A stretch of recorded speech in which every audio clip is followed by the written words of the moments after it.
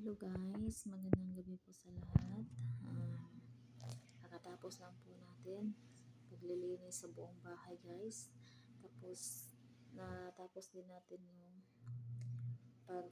pagluluto at pag-arrange dun sa kusina. Kaya malinis na po din lahat. Tapos ngayon, natutupi na naman tayo ng nilalabahan kahapon at nagsabay din na laba kasi bukas wala po kami tubig daw. Hindi ko alam kung sa umaga o sa tanghali wala kaming tubig. 3 days daw yun. Kaya mahirapan tayo sa pagluluto bukas kasi walang tubig. Yung lang gagamitin namin is yung mineral. Tapos maliit lang yung mga mineral. Sabagay, karton-karton naman yun dyan. Dami yan pero maliit lang yun eh. Nangangati ako sa alikabok. Kaya ito tayo ngayon. Pagkatapos ko nitong laba at saka tupi, baka magpa-plansya. Marami akong plansyahin guys. Nilabahan ko kahapon guys.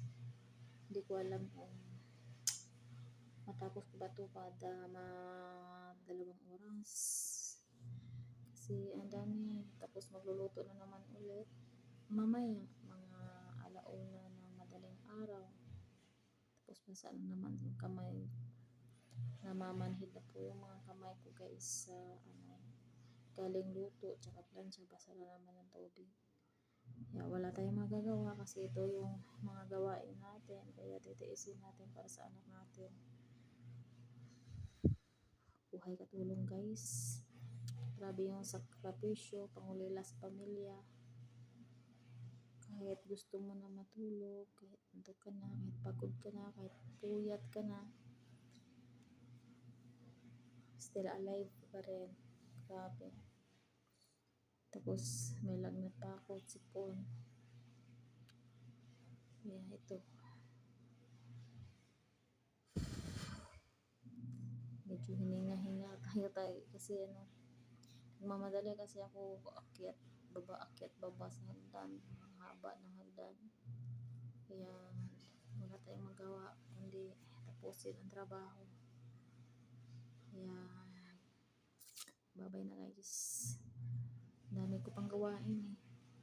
Dami ko pang lutuin mamaya.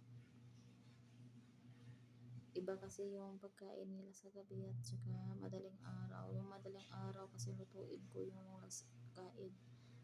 Kaya holiday kasi silang walang kain bukas. Araw-araw hanggang March 19 po. Ang Ramadan. Sila mag-fasting.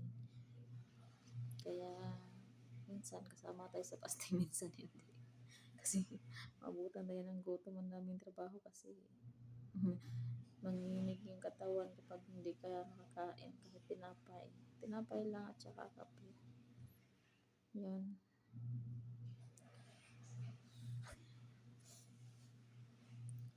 Antok ako guys, pero kakayanin ko lahat para ito sa pangarap ng aking mga anak. Kaya magtutupi na ako at saka may na-washing na po ako, may na-dryer na. Nag-antay na ako matapos yung washing, tapos the-dry. Salang naman ulit.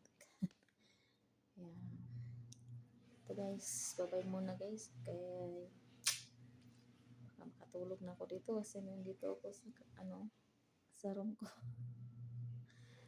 Babay na guys. Sobrang haggard na yung mukha.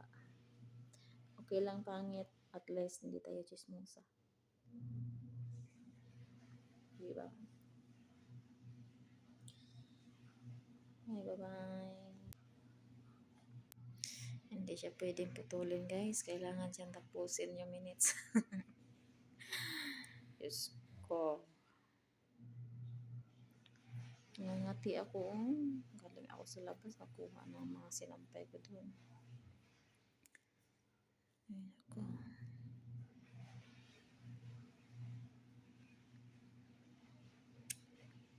Daming trabaho ng katulong. Inaantok. Masakit yung ulo kasi kulang sa tulog. Lahat na kulang. Hi, buhay abroad. Sinong abroad dyan? Hindi na kayo